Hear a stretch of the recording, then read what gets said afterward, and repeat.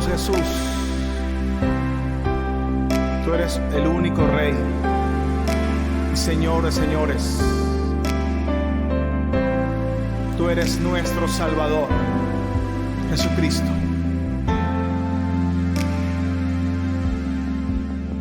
Majestad, gloria a nuestro Rey, su poder infinito es Salvador. Tenemos libertad, Él nos perdonó. Él es fiel, gloria a nuestro Dios por amor. Él nos rescató, Salvador. Tenemos libertad, Él nos perdonó. Te adoramos, te exaltamos, Rey. Honra y gloria sean dadas al Cordero de Dios. Alto y sublime, eres el Señor poderoso, invencible. Somos fruto de tu amor, nuestro Salvador.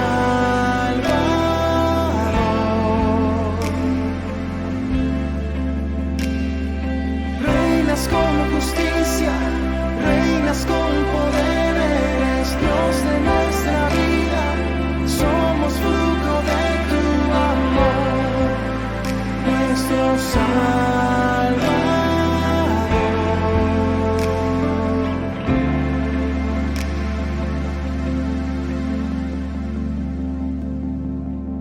Majestad,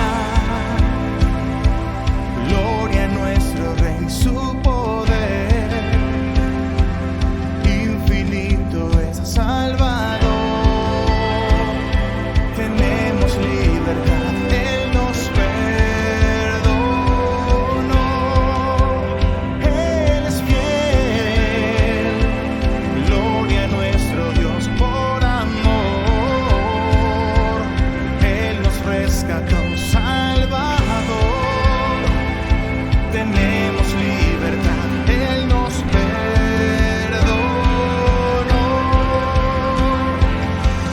Te adoramos, te exaltamos, Rey. Honra y gloria sean dadas al Cordero de Dios. Alto y sublime, eres el Señor poderoso, invencible. Somos fruto de tu amor, nuestro Salvador.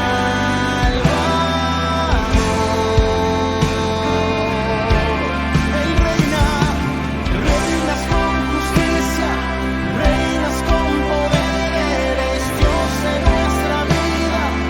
Somos fruto de tu amor, nuestro Salvador.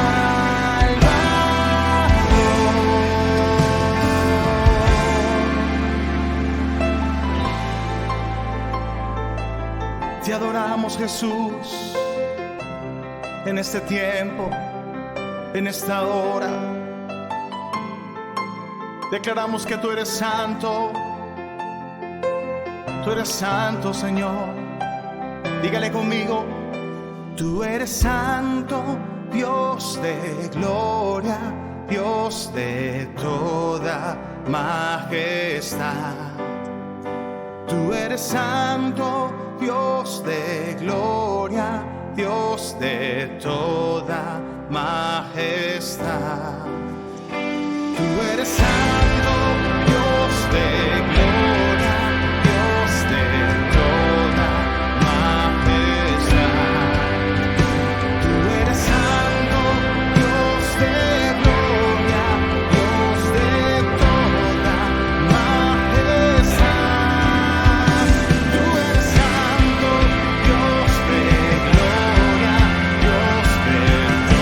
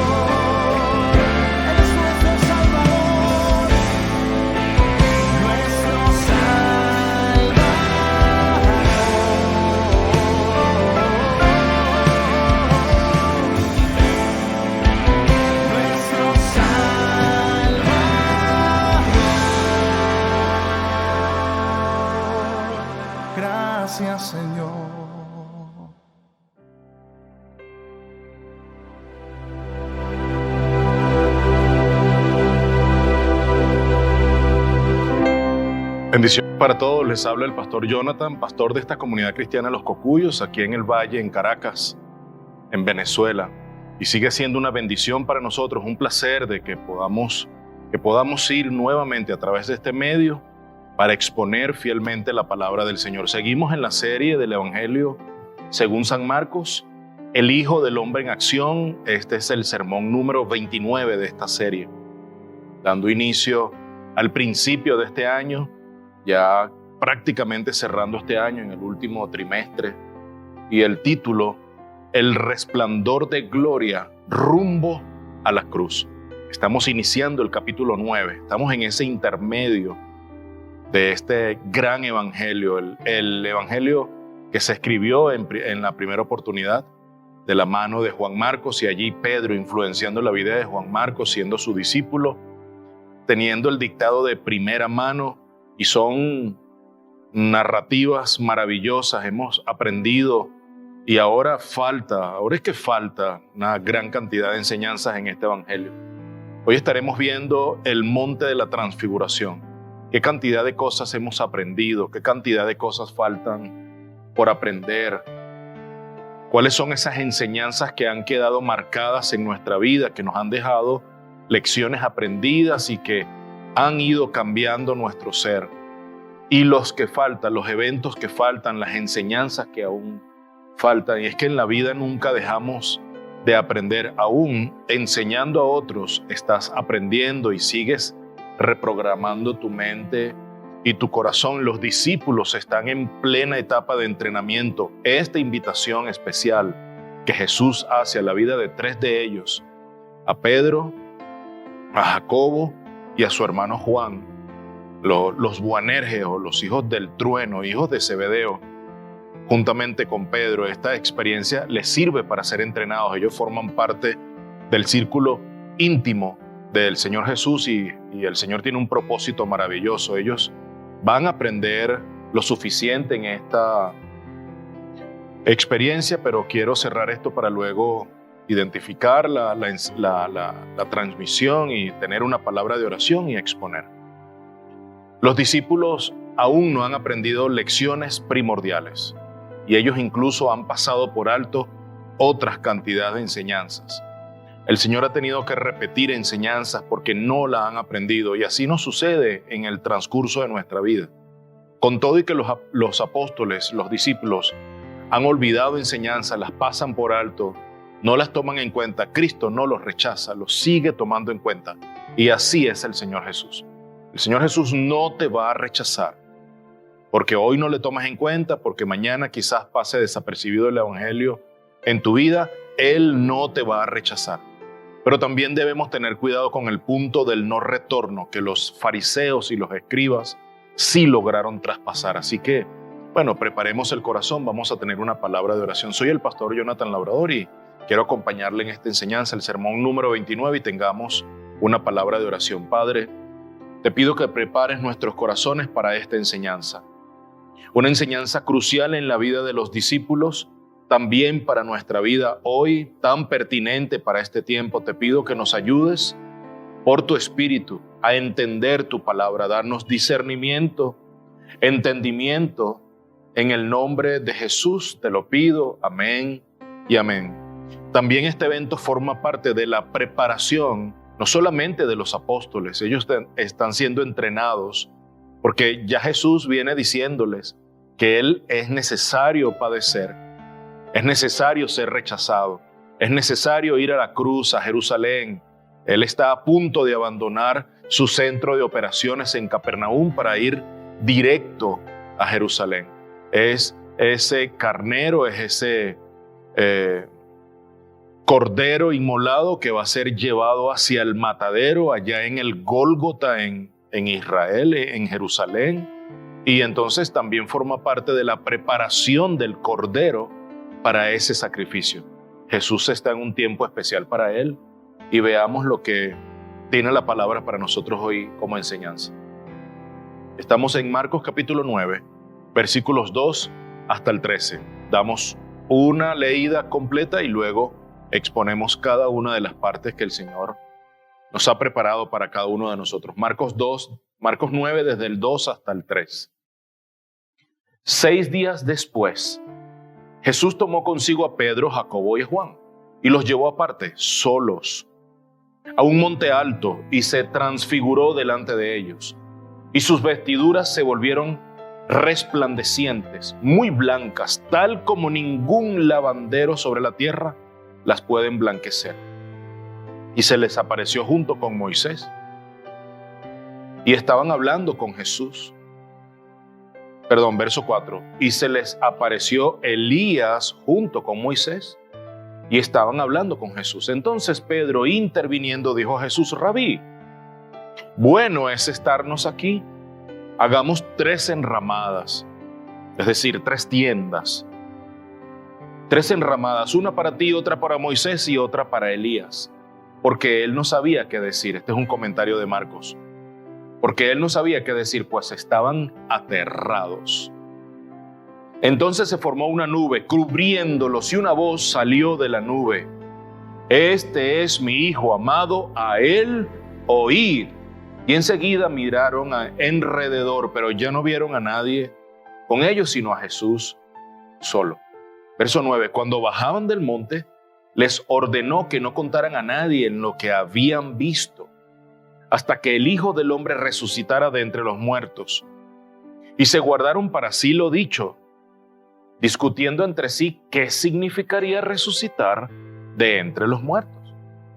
Y le preguntaron diciendo: ¿por qué dicen los escribas que Elías debe venir primero? Y él les dijo: es cierto que Elías, al venir primero, restaurará todas las cosas. Y sin embargo, ¿cómo está escrito del Hijo del Hombre que padezca mucho y sea despreciado? Pero yo os digo que Elías ya ha venido, y le hicieron cuanto quisieron, tal como está escrito de él. Mis amados, venimos de una declaración sumamente importante, vital, para el ministerio de Cristo, pero más que eso, para la vida de los apóstoles. Una declaración contundente, reveladora. Marcos 8:29. Es una pregunta que les hace Cristo, pero luego le dice, y les preguntó de nuevo. Marcos dice, y él les preguntó de nuevo, Marcos 8:29, pero vosotros, ¿quién decís que soy yo? Esa fue nuestra anterior enseñanza y son preguntas que Cristo le está haciendo. ¿Quién dicen la gente, los hombres? ¿Quién soy yo? Un profeta, un maestro. Dicen que eres Elías, un profeta de los antiguos. Ajá, está muy bien, pero ustedes, ¿quién dicen ustedes que soy yo? Respondiendo Pedro le dijo, tú eres el Cristo. Venimos de ese previo en donde Pedro hace una revelación maravillosa. Pedro ha apuntado en el blanco. Y una declaración mucho más extensa de esta respuesta que encontramos en Marcos 8, la vemos en el paralelo en Mateo 16:16. Respondiendo Simón Pedro dijo, tú eres el Cristo, el Hijo del Dios viviente. Y también encontramos una respuesta allí de Cristo, bienaventurado Simón eres, bienaventurado Simón, hijo de Jonás eres. Eso no lo encontramos en Marcos. Sí se encuentra en el Evangelio, en el paralelo de Mateo. También está en Lucas capítulo 9, toda esta historia. No encontramos en Juan esta historia, ya vamos a hablar de eso. Y luego de esta conversación tan importante, tiene lugar un encuentro maravilloso. El encuentro en el monte de la transfiguración. Esto se da 6 días después. Ese es el elemento histórico que conecta la enseñanza anterior con esta. 6 días después nos cuenta Marcos en el versículo número 2 de este capítulo. Y el Señor se transfigura delante de ellos, cambia. La palabra transfigurar o transfiguración está en el griego y el original es una palabra que nos hace ver la metamorfosis. Es metamorfosis, es el cambio y es el cambio de renovación, es el cambio de la forma. Incluso cuando leemos Lucas 9:29, que es el paralelo de Marcos 8 y de Mateo 16, leemos así, mientras oraba, la apariencia de su rostro se hizo otra, es decir, hubo un cambio de la forma en Cristo Jesús, incluso sus ropas.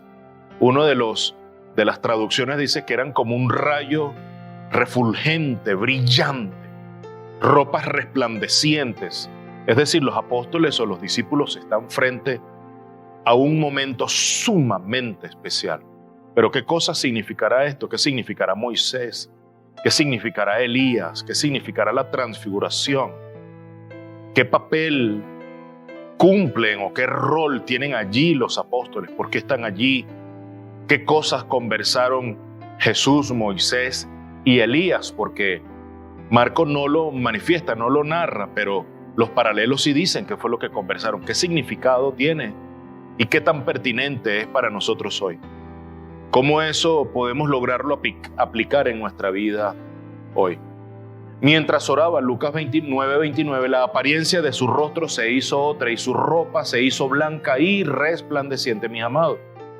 Estos tres discípulos están teniendo una gran oportunidad de ver a Jesús en su máximo esplendor. Están teniendo la oportunidad de ver al Hijo de Dios transfigurarse delante de ellos. Y esto es previo a su muerte. Quiero que podamos entender el contexto histórico en el que está sucediendo este evento.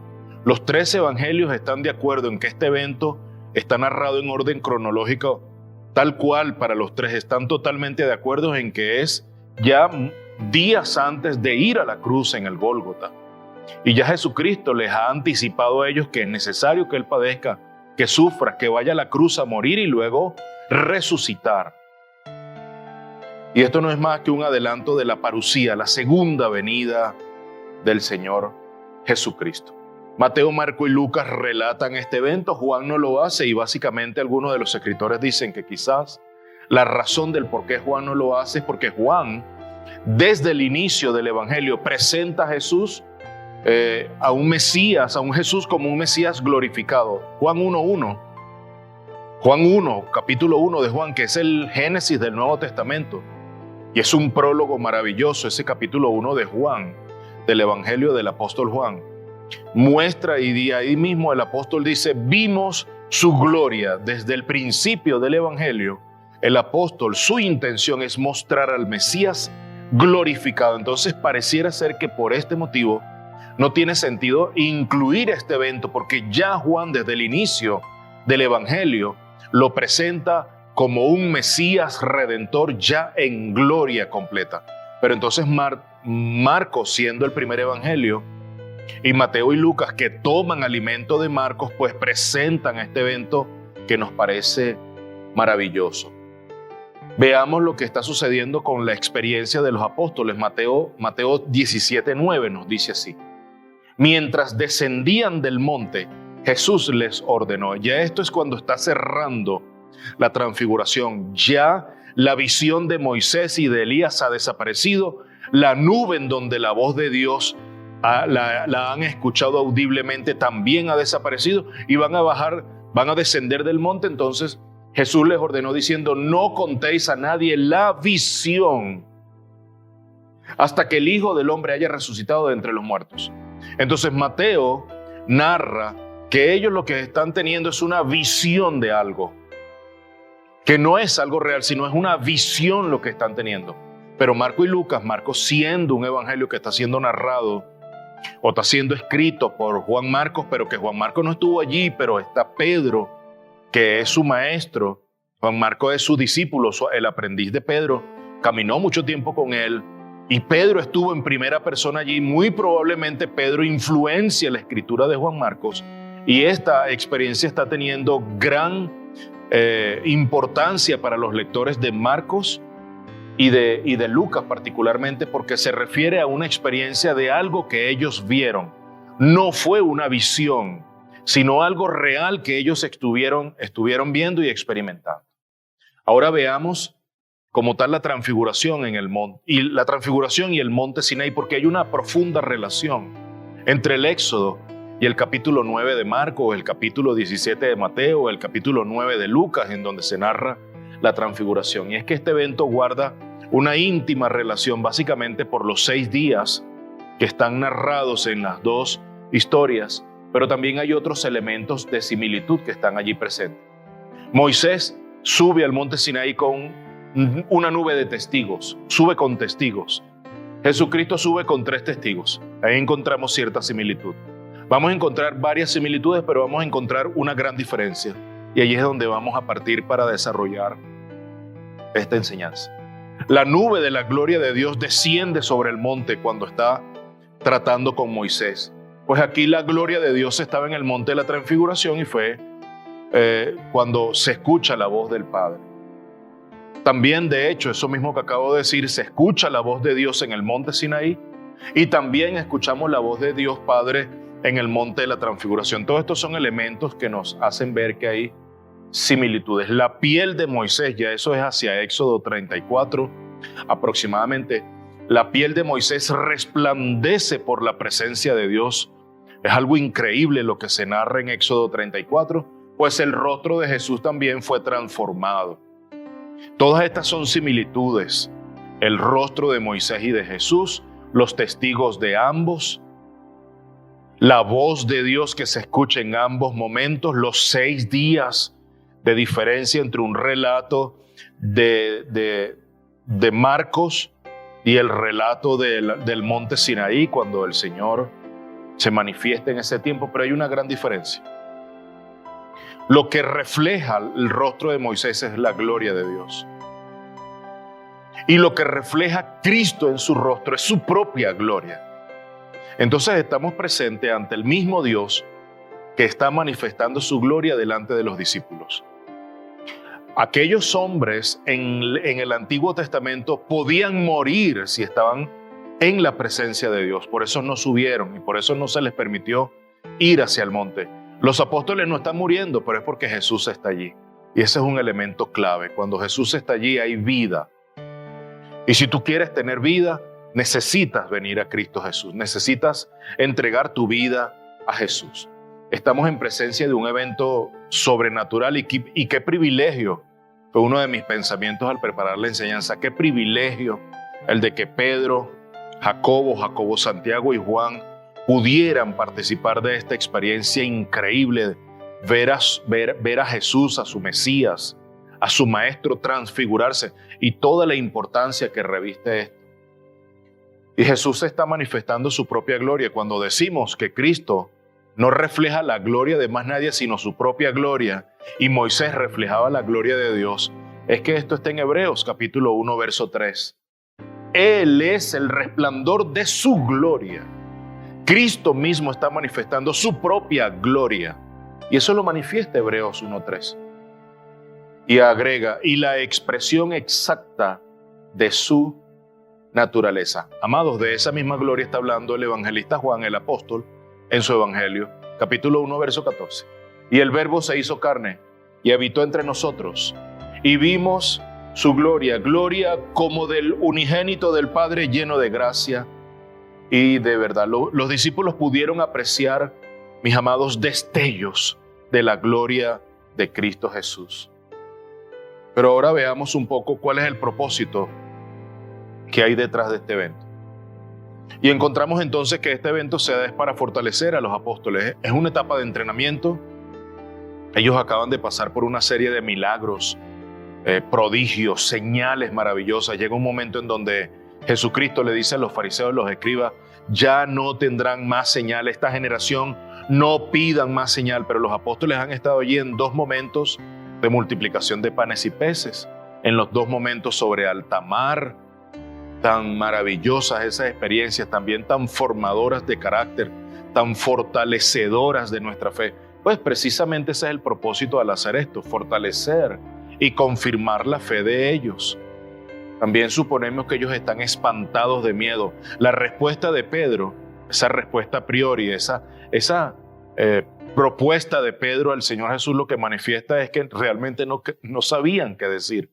Y así lo manifiesta Marcos, en su comentario lo manifiesta Mateo también. No sabían qué decir. El mismo Pedro le dice, probablemente ese es nuestro pensamiento, al entender que Pedro está siendo de influencia para Marcos, cuando Juan Marcos escribe el Evangelio, el primer Evangelio que es el Evangelio de Marcos, precisamente, creemos que hay una gran intimidad de lo que está leyéndose, que está íntimamente ligado a la experiencia del apóstol Pedro. Es decir, Pedro le está diciendo a Marcos, yo no sabía qué decir, se me ocurrió proponerle eso al maestro. Pero veamos entonces aparecen dos personajes del Antiguo Testamento. Es un momento que pudo haberse quedado solamente con Jesús, pero la razón de ser de esto, necesitamos encontrarla. El Espíritu Santo, mira, cuando estés frente a un texto como este, necesitas orar al Espíritu Santo para dirección y para discernimiento. Señor, yo quiero que tú hables a mi vida y me digas qué quiere decir esto, cuál es la enseñanza, qué quieres tú que yo aprenda hoy en esta enseñanza. Ahora aparecen dos personajes del Antiguo Testamento y están hablando con Jesús normalmente, una conversación normal, cotidiana, y es Moisés y Elías. Y no podían ser otros, no podía ser Jeremías y Daniel, no podía ser Eliseo y Zacarías, no podía ser Ezequiel y Oseas, tenía que ser Moisés y Elías. Y ya vamos a entender el porqué. Verso 4. Y se les apareció Elías junto con Moisés y estaban hablando con Jesús. Ahí están. Se les apareció de repente. Entonces Marcos nos está diciendo que están conversando. Ciertamente hay una conversación entre ellos y que los apóstoles están viendo y experimentando esta conversación. ¿Por qué aparecen estos dos personajes entonces y no aparecen otros profetas? Pues estos dos hombres representan dos elementos importantes del Antiguo Testamento, grandes divisiones del Antiguo Testamento. Y los fariseos y los judíos apuntaban hacia allá, incluso Cristo, y lo vamos a ver. Cristo en el Nuevo Testamento sabe muy bien lo que está sucediendo con estos dos discípulos camino de Emaús, luego de que Él haya resucitado. Ellos no entienden qué ha sucedido. Hay algunas noticias, ellos están bien contrariados, van camino de Emaús y Cristo va con ellos, pero sus ojos estaban velados, ellos no sabían que era Cristo, no podían darse cuenta que era Jesús, estaban totalmente contrariados y van conversando, teniendo una tertulia respecto a los acontecimientos pasados recientes. Y ahí está Cristo, ¿qué pasó? Y Cristo allí le dice, ustedes no saben lo que de mí se ha hablado en la ley de Moisés y en los profetas. Es decir, Cristo está tomando en cuenta dos elementos importantes a lo largo de toda la Escritura, que está presente en tanto el Antiguo como en el Nuevo Testamento. Y es la ley, y la ley está representada por Moisés.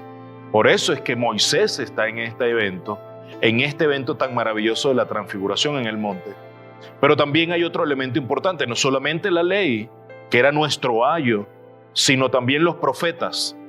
Entonces, porque es uno de los fundamentos de Jesús, los apóstoles y los profetas. Otro elemento del Antiguo Testamento importante eran los profetas, y qué mejor personaje para elegir el iniciador de todo de toda esta carrera maravillosa de ser profeta en el Antiguo Testamento, hombres de Dios, instrumentos de Dios en las manos de un Dios vivo para traer corrección a su pueblo, que la persona de Elías. Entonces hay dos elementos importantes del Antiguo Testamento presente, la ley y los profetas.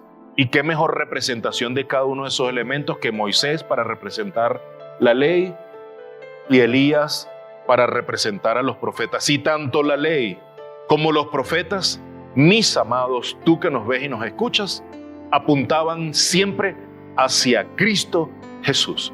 Entonces, en el monte de la transfiguración, Cristo está preparando una velada maravillosa en donde está diciendo, tanto Moisés como Elías apuntaban hacia mi gloria. Tanto la ley como los profetas en todo momento apuntaban hacia mí. Y Cristo allí en el monte de la transfiguración está confirmando la ley y está confirmando los profetas. Y esto es maravilloso, mis amados. Lucas 24, 25 al 27. Es el encuentro del maestro con los dos discípulos de Emaús. Leemos rápidamente para que podamos refrescar en nuestra mente y entender que el mensaje del Evangelio no comienza en Mateo, no comienza en Marcos, Lucas o Juan, en alguno de los evangelios. No, el plan de redención y lo que llamamos teología bíblica comienza en el Génesis. Es decir, desde Génesis, y más específicamente Génesis capítulo 3, verso 15, vemos la propuesta del plan de redención que en el seno de la Trinidad se fraguó para rescatar lo que se había perdido. Es decir, los aromas que se desprenden del plan de redención se encuentran en todas las páginas de las Sagradas Escrituras. Entonces, aquí el Señor Jesús está hablando de eso en el encuentro con los apóstoles o los discípulos camino de Emaús. Lucas 24, 25 al 27 dice: entonces Jesús les dijo: oh insensatos y tardos de corazón para creer todo lo que los profetas han dicho. ¿No era necesario que el Cristo padeciera todas estas cosas y entrara en su gloria? Y comenzando por Moisés y continuando con todos los profetas, mira la amplitud. No sabemos qué fue lo que compartió Cristo con ellos. No sabemos el detalle del evangelio que compartió Cristo, pero es suficiente para nosotros notar a través de este texto con el que estamos apoyando las dos grandes divisiones que están representadas en el evento de la transfiguración, que Cristo está confirmando tanto a Moisés como ley y a Elías como los profetas como elementos importantes que terminan dirigiendo la mirada de cada uno de los judíos hacia el Mesías. Y esa era la promesa que tenía cada judío, la venida del Mesías que los iba a rescatar del imperio, del dominio y que iba a gobernar perpetuamente. Ahora, leamos un texto al cierre del Antiguo Testamento, ya cerrando el libro de Malaquías, cerrando el capítulo 4. Mira la joya que nos encontramos aquí, que está totalmente íntima con todo este tema. Malaquías 4, versos 4 al 6. Acordaos de la ley de mi siervo Moisés. Aquí vuelve a tocar el tema de Moisés y la ley, de los estatutos y las ordenanzas que yo le ordené en Horeb para todo Israel. He aquí yo os envío al profeta Elías, antes que venga el día del Señor, día grande y terrible. Él hará volver el corazón de los padres hacia los hijos y el corazón de los hijos hacia los padres, no sea que venga yo y hiera la tierra con maldición. Los judíos estaban bien curtidos y sabían la conexión que había entre la aparición de Elías y la venida del Mesías. Eso estaba automático en su mente.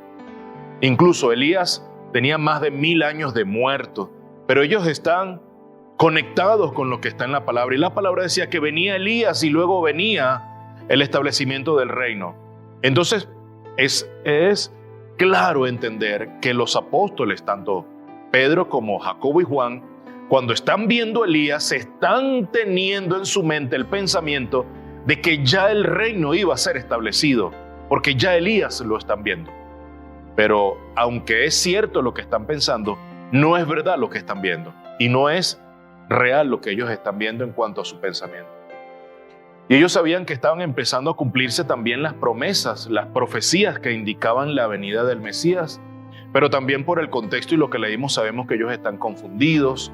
Ven a Elías, saben de la venida del Mesías, tienen a Jesús enfrente, pero Jesús seguía hablando de su muerte en la cruz. Hay algo que no estamos entendiendo, maestro. Estamos viendo a Elías, incluso Marcos viene con una pregunta, no como la pregunta que hizo anteriormente, y tampoco alineada con la declaración y la revelación maravillosa de su corazón que tuvimos bien recientemente atrás. Pero Pedro, en vista de que sabe muy bien que al aparecer Elías, el establecimiento del reino venía de inmediato, de ipso facto, y Cristo sigue hablando de su muerte, pues entonces es entendible la pregunta que él hizo. Y ya la vamos a ver. Veamos la conversación entre Moisés, Elías y Jesús, porque esto nos da información importante. Marco no lo dice, por lo tanto nos vamos a mudar unos segundos, unos minutos hacia el paralelo en Lucas. Lucas 9:31 nos dice de qué estaban conversando estos tres personajes.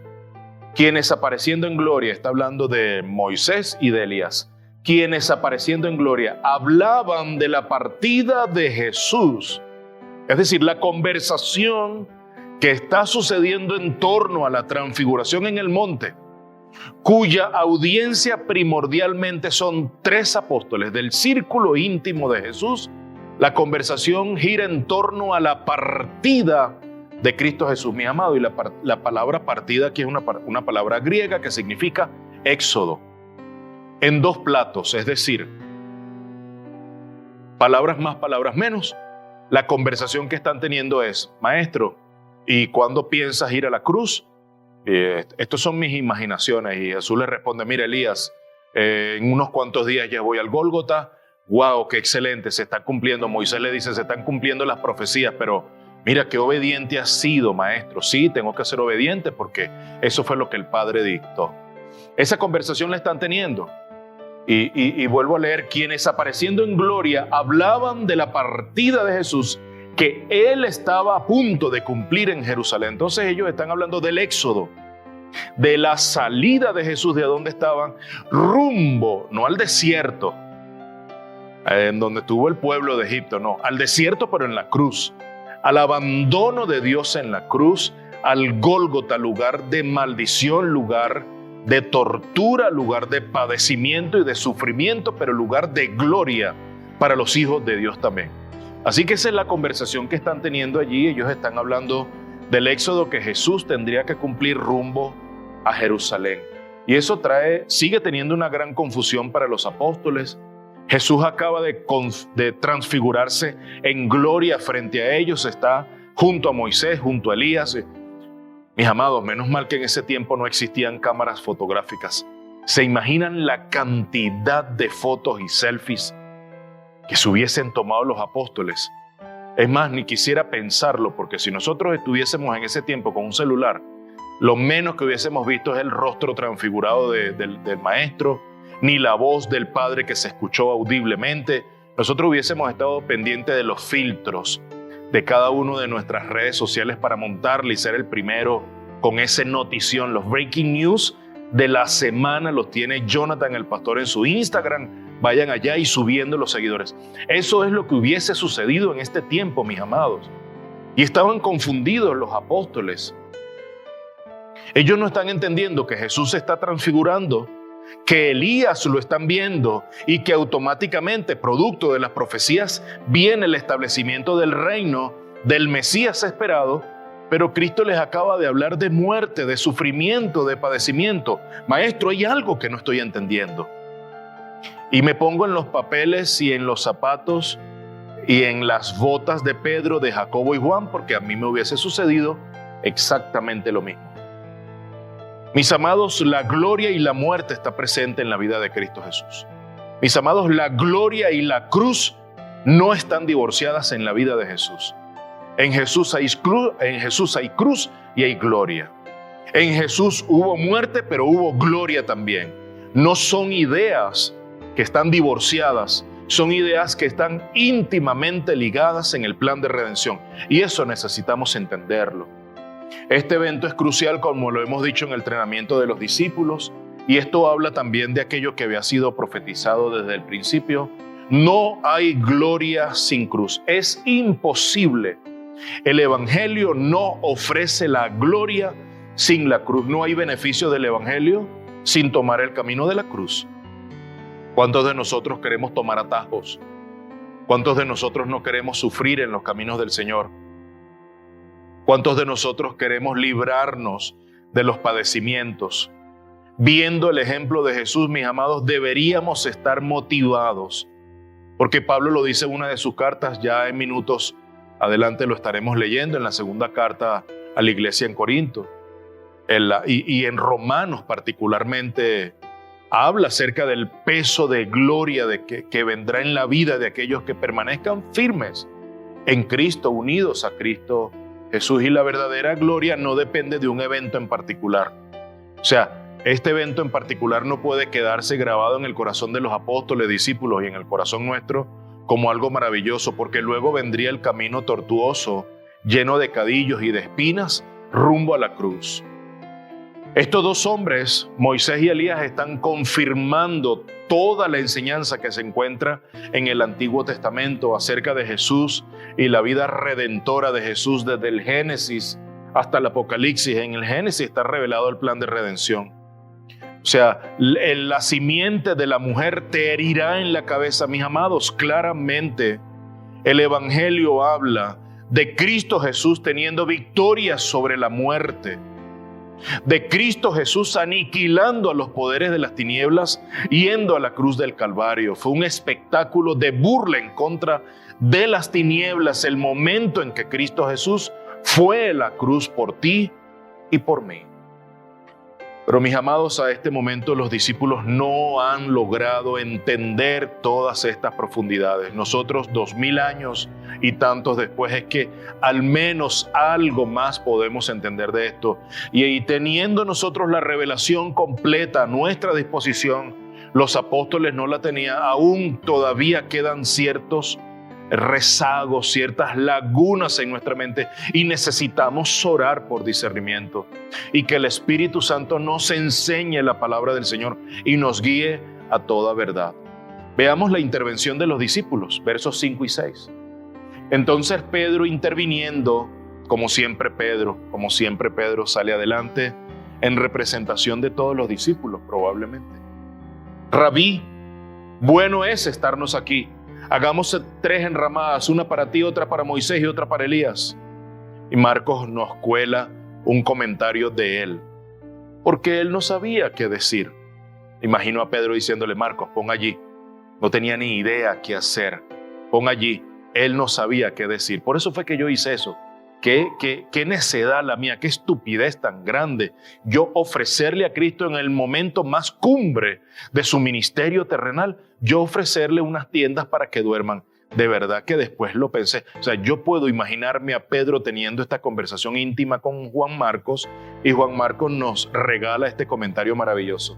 Porque él no sabía qué decir. Pues estaban aterrados y probable Pedro le dice, y no solamente yo estaba asustado, los 3.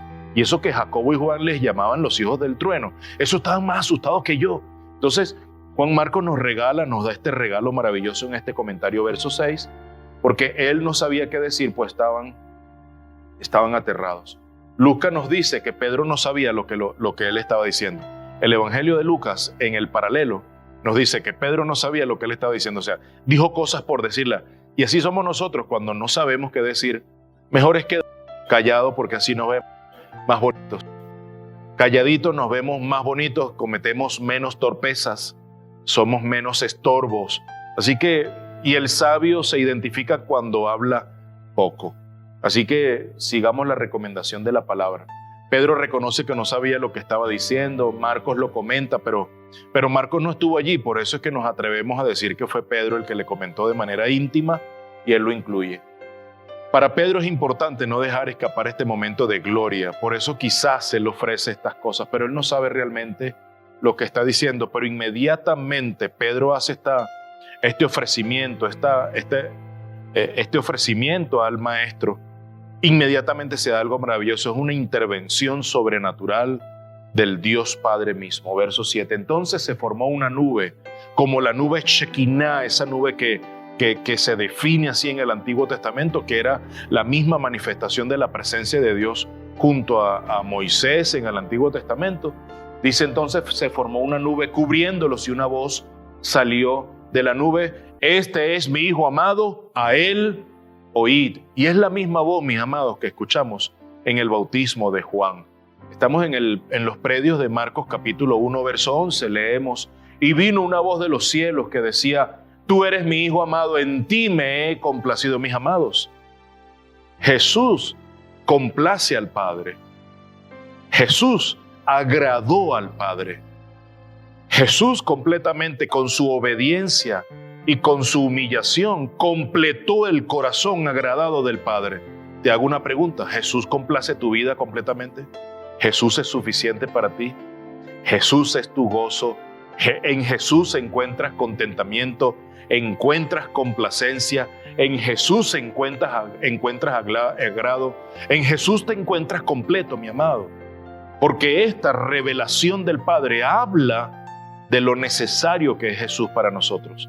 Además de la invitación que hace el Padre en la palabra, a Él oíd. Si hay alguien a quien debemos prestar atención, es al Hijo de Dios. ¿A quién le estás prestando tu atención hoy? ¿Es suficiente Jesús para ti? ¿Tus oídos están alineados a la voz del Maestro? Cuando Jesús decía, yo soy el pastor de las ovejas, mis ovejas oyen mi voz y ellas atienden y yo voy a ellas y las conozco por nombre y cuando las llamo ellas vienen. Hoy es así en tu vida, hoy es así en nuestra vida, que el Maestro sea suficiente para nosotros, que en Él encontremos contentamiento, gozo, alegría, como el Padre encontró contentamiento en su Hijo. Porque Jesús colmó todos los deseos del Padre. Jesús está colmando todos los deseos que hay en nuestro corazón. En Jesús encontramos todas nuestras necesidades cubiertas y nuestros sueños cumplidos. Son preguntas que necesitamos responder tarde o temprano. Verso 8. Y enseguida miraron en derredor, pero ya no vieron a nadie con ellos, sino a Jesús solo. Mi amado, un comentario que no quiero que me malentiendan. No hace falta ni la ley ni los profetas cuando tienes a Jesús delante de ti. Es suficiente Jesús, porque en Él se cumple la ley y se cumple la profecía más perfecta, que es la propia palabra de Dios revelada para cada uno de sus hijos. Pero los discípulos siguen sin entender. Versos 9 y 10, cuando bajaban del monte les ordenó que no contaran a nadie lo que habían visto hasta que el Hijo del Hombre resucitara de entre los muertos. Y se guardaron para sí lo dicho, discutiendo entre sí qué significaría resucitar de entre los muertos. Y es curioso que los discípulos no supieran lo de la resurrección. Pero yo creo que aquí hay otro tema mucho más encubierto que el propio concepto o definición mismo de la palabra.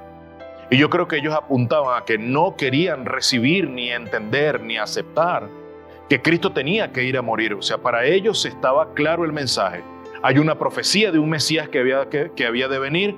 Creemos que tú eres el Mesías. Dice la profecía que Elías tenía que venir primero. Aquí está Elías, por lo tanto no es necesario que mueras. Pero ellos no están pensando, ni siquiera tienen imaginado en su mente el inventario de pensamientos en su mente, siquiera tienen la idea de que el Maestro tiene que resucitar, porque no quieren que Jesús muera. Pero ese fue el plan inicial, que el Padre en el seno de la Trinidad, juntamente al Hijo preencarnado y al Espíritu Santo, traman en esa mesa de diseño del plan de redención para Cristo venir como nuestro Redentor Supremo a entregar su vida por nosotros. Pedro, tú no puedes, a través de unos pensamientos tuyos que están cierto erróneos, creer que vas a parar el plan de Jesús de ir voluntariamente a la cruz. Verso 11, y le preguntaron diciendo, ¿por qué dicen los profetas que Elías debe venir primero? Esta pregunta apunta a lo que hemos venido diciendo. Pedro tiene en su mente de que Elías está validando que venía primero que el Maestro, que iba a reinar en gloria. Sí, pero este no es el Elías que el Maestro había hablado. Ellos asumían que al haber visto a Elías, tal como lo dice Malaquías, ya estaba establecido en la tierra y no era necesario que Cristo muriera. Pero Jesús, Maestro, eso está en la mente de Pedro, ese es mi pensamiento. ¿Por qué insistes en la idea de la muerte si ya estás teniendo Elías aquí? Pues volvemos a los pensamientos anteriores. Sin muerte no hay gloria. Sin cruz no hay gloria. Sin la cruz no hay muerte, sin la muerte no hay gloria. Por lo tanto, si no hay cruz, no hay glorificación. Entonces Cristo tiene que ir a la cruz para recibir la gloria, para que nosotros podamos seguir notando la gloria del Hijo de Dios. Versos 12 y 13, ya prácticamente cerrando. Él les dijo, es cierto que Elías al venir primero restaurará todas las cosas. Es cierto. Sin embargo, les hace una pregunta. ¿Cómo entonces está escrito del Hijo del Hombre que padezca mucho y sea despreciado? O sea, ¿dónde queda que el Hijo de Dios va a sufrir, va a padecer y va a morir y va a resucitar? Es cierto que Elías debe venir primero. Ya Elías vino. Pero no estamos hablando del profeta Elías. Estamos hablando de Juan el Bautista. Ya el profeta Elías vino y como Juan el Bautista no estaba en su mente como el Elías que había de venir, por eso fue que los judíos mataron a Juan el Bautista. Y si matan al precursor del Mesías, ¿cómo entonces van a tener importancia en la vida del Mesías? Mis amados, necesitamos entender las Sagradas Escrituras. En la mente del judío no estaba que Juan el Bautista era Elías, por lo tanto descuidaron su vida y quitaron su vida. Entonces si quitan la vida del precursor, que es el que habla realmente del Mesías que había de venir, ¿qué importancia iba a tener para los judíos la vida de Jesucristo? Por eso es que lo llevan a la cruz del Calvario. Hay exégesis de los escribas, de los discípulos, que está errónea y necesitamos perfilarla a través de la palabra. Está desde el Génesis 3:15, está en el Salmo 22, hay padecimientos del Hijo de Dios, del siervo de Dios, que iba a vivir. Isaías 53, todos estos textos, hay muchos más, textos que anunciaban el sufrimiento, el padecimiento, la muerte y la resurrección del Hijo de Dios, y están presentes esos eventos hoy y no quieren entenderlo. Ahora bien, el haber pasado por alto todos estos textos también hizo que pasaran por alto el precursor del Mesías, ya lo hemos dicho, Mateo 11, 14. Y si queréis aceptarlo, Él es Elías, el que había de venir. Está hablando de Juan el Bautista.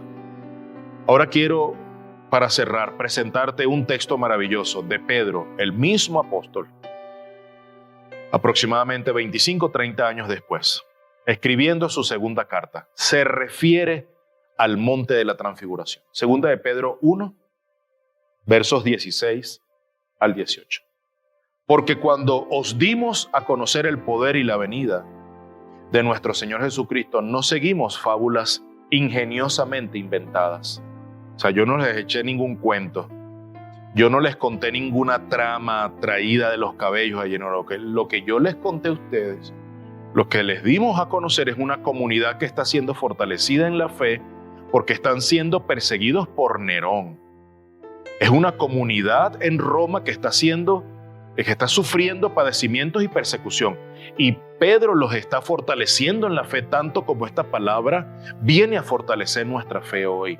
Porque cuando os dimos a conocer el poder y la venida de nuestro Señor Jesucristo, no seguimos fábulas ingeniosamente inventadas, sino que fuimos testigos oculares de su majestad. Pedro dice, yo vi la gloriosa manifestación de la majestad de Dios frente a mí. Yo fui testigo de eso. Yo no les estoy echando cuentos, esto es cierto. Continúa.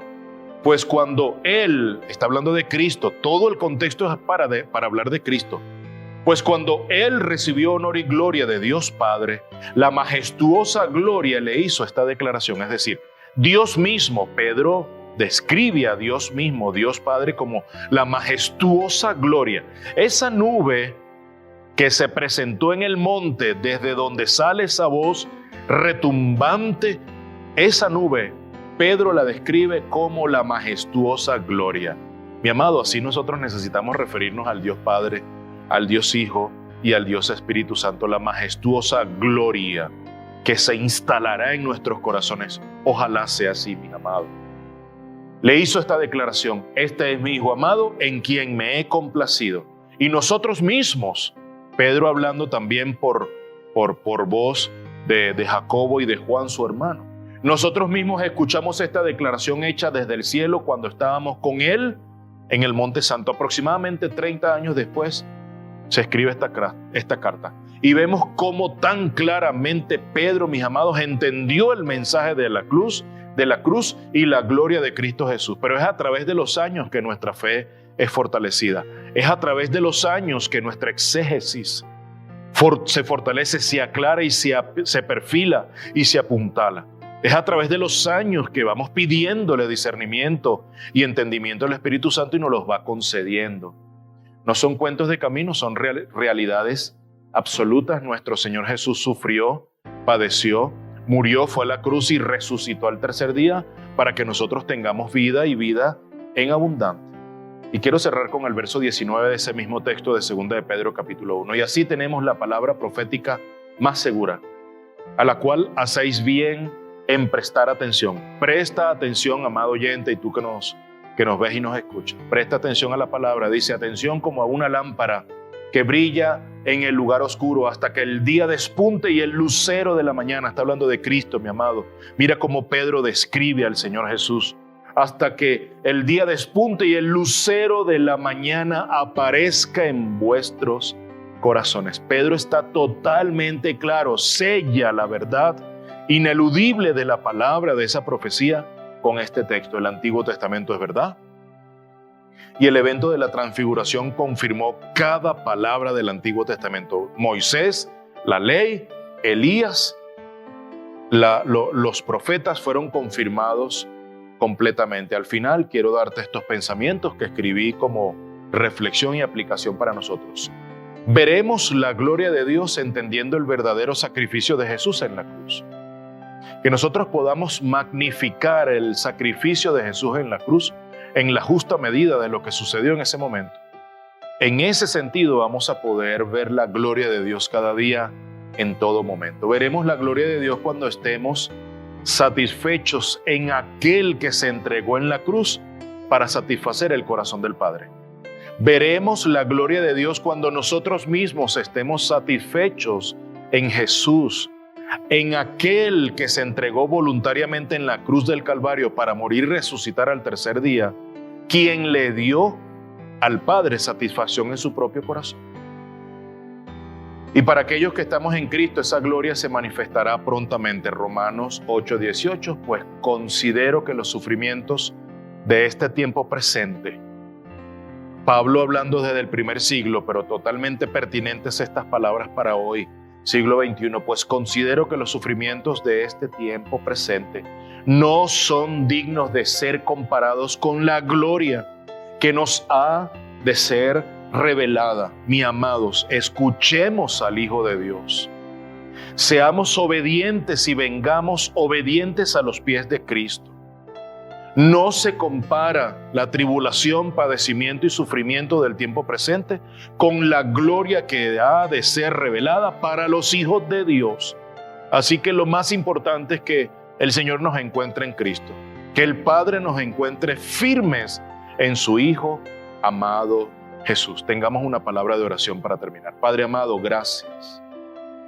Bendito sea tu nombre. Doy gracias por la revelación de tu palabra. Señor, llévanos a las profundidades de tu evangelio y que podamos vivir hoy plenamente satisfechos en tu Hijo amado Jesús, agradando el corazón tuyo, Padre mío.